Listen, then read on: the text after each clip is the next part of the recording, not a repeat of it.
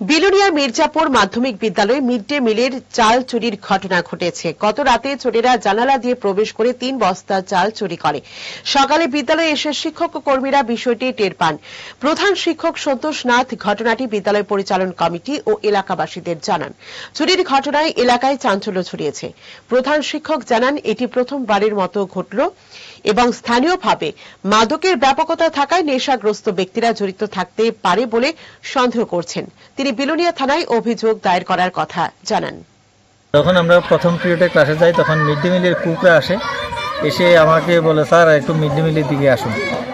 Mid day মিলের দিয়ে দেখি আমার যে রুমে মিড ডে মিলের চালগুলো, বাচ্চাদের খাওয়ার চালগুলো রাখা হয়, স্টোর রুমের একটা জানলা ভাঙা এবং স্টোর রুমের ভেতরে যে চালগুলো রাখা আছে তার থেকে আনুমানিক 2 থেকে 3 বস্তা চাল নেই।